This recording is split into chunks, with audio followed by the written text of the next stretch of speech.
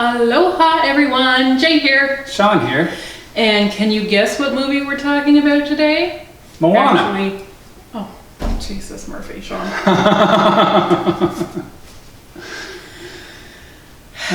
I don't know how many times Moana has to tell you.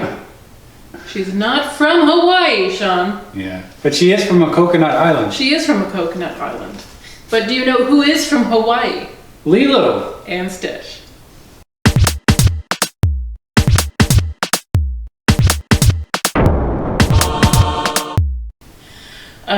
Yes, okay, so it took you a while to get there. Second guess. So we can tell how useful you're going to be today. Very. Very. Exactly what I was thinking. Yes, very. Very. So Lilo and Stitch is actually one of my favorite Disney movies. It came out in 2002 and I have loved it every day since. I really love the sisterly bond in the movie. And of course, Little Stitch himself, who is almost my favorite Disney dog. Everyone's favorite Disney dog. And he's not even actually a dog. But he's pretty cool. He is cool. Yes. He reminds me of Herbie. Our dog. One of our doggies, yes.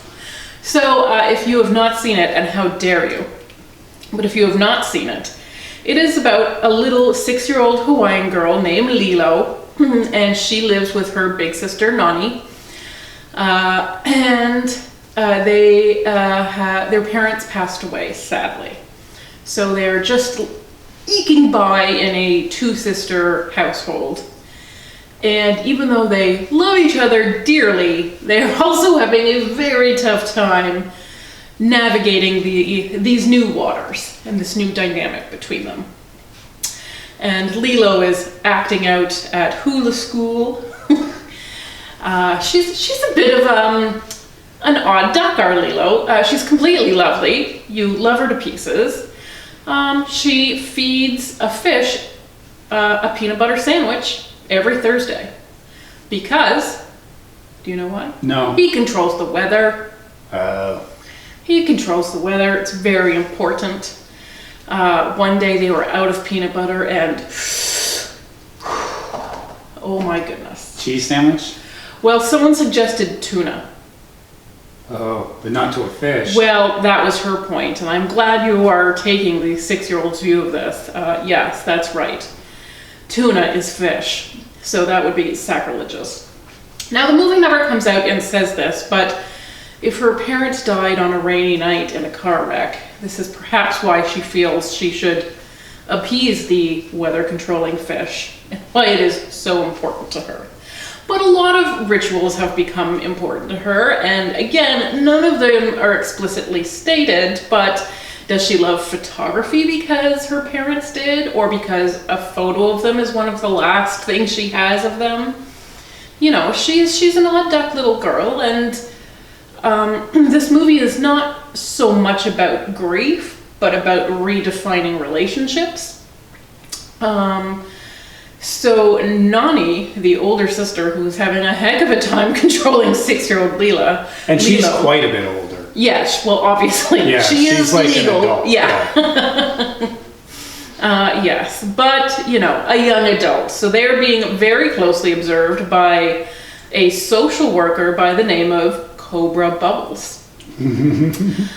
Cobra Bubbles is voiced by Ving Rhames and looks quite a lot like his, yeah, well, like his Pulp Fiction character specifically. So he is the most aggressive social worker you have perhaps ever seen. But he does have their best interest at heart, but sort of believes that maybe splitting up is in their best interest. So they are trying to avoid that, although Lilo doesn't always seem like she's trying to avoid that because trouble finds her more often than your average 6-year-old. So Nani thinks that maybe a good way of getting her to act more responsibly is by adopting a dog. So they go to the pound and they come home with the cutest dog there, you know, also known as the ugliest dog there, depending on how you view it. But Lilo falls in love with Stitch, who actually is not a dog, he is an alien. He has just landed on Earth, And he was so out of sorts, he got caught by the dog catcher and is in this pound trying to shapeshift because he looks more alien than doggish, but he sees the other dogs and quickly tries to resemble them a little more closely, sucks in his extra arms, etc., and gets adopted by this little family. Now, Stitch, otherwise known as, and Lilo is the one who names him Stitch. Before she finds him, his name is Experiment 626. He, in fact, has been genetically engineered to cause chaos and destruction. And he does, in fact, cause quite a bit of it. Enough so that even Lilo, who we've already established is a bit of a troublemaker, even she thinks he's a lot to handle. But yes, over the course of time, they all draw together as a sort of, a family of misfits. And the movie uses the Hawaiian concept of Ohana, which kind of means extended family or, your family of choice. Not necessarily your biological, nuclear family, but the people you choose to be in your family. And I think it's a very sweet message. Yes, it is. And it is not at all disturbed by a soundtrack that I quite adore, featuring several Elvis songs. Yeah. So you may not know this about me, but I am not obsessed with Elvis. I just seem like I am to everyone else. And I think I started to have this reputation on our wedding day. Yeah. When we surprised our guests with an Elvis impersonator. There, I said it. Okay. Why did we have an Elvis impersonator at our wedding, despite the fact that we are not big, huge fans of Elvis? Not that we're not fans of Elvis, because everyone is a fan of Elvis, right? He's great. He's great. But would we normally have chosen to have him? No. I mean, who needs an impersonator at their wedding? Nobody, except maybe us. An icebreaker. So, yes, that was the thinking, was that we actually had quite a small wedding with just our Ohana. Immediate families, yes, and a few close friends, although we both come from relatively big families, so it worked out to about 30 guests. Yeah. And we rented a very big cottage that slept all of us and stayed there together for a long weekend, which was very nice. Family Day long weekend. Family Day long weekend, that's right. One of the first ones we ever had. And so the thing about families is that I have a fun one. And I do not. I didn't say it. Oh, it's true though. We're not fun. Sean is the funnest one. If you could believe it. I know that is hard to believe. It is a bitter pill to swallow. So how he and I ended up together, we seem to come from extremely opposite backgrounds. It's rough. And we sort of thought that this weekend might be a little rough, just because we still wanted to have fun and we wanted to dance. And we knew my family would have no problem drinking and letting loose. And we knew that his family would probably just sit there. Yes. So we thought perhaps an Elvis impersonator would bridge some of the generational gaps, would reach beyond time and age to some of the people in Sean's family and get them up and at it. Get the party started. Yes. Now here is how it actually worked out. Yeah, the party did get started. All of my family danced. And only Sean's very elderly grandmothers danced. Yes. I mean, Granny danced with Elvis, did shots with us. She was a party animal. Yes. The rest of the Sean's family, not so much. Not so much. Could not keep up with Granny. That's right.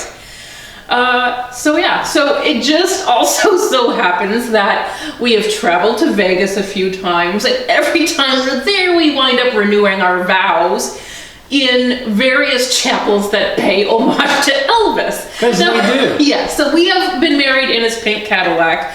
I have been walked down the aisle by Elvis. We have been serenaded by Elvis. And I do have, I'll admit, an Elvis tattoo right here.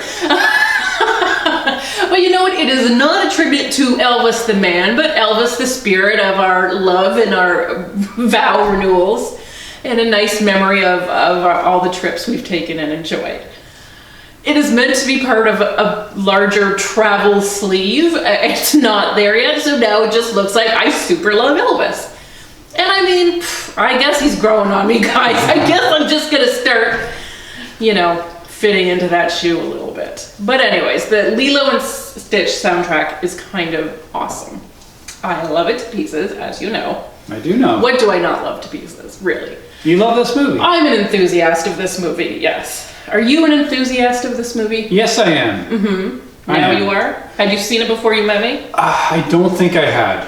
Okay. I Even knew though Stitch, but there's a Star Wars theme going in this movie. Is there? Oh yes, you gotta look this up online, but it's basically like a parody of A New Hope. Oh. Yeah. Like from Stitch's perspective? Is he the robot? Oh, are you the robot? Yes. I know it. See, this is the thing. This is the fun one, guys. Good gravy.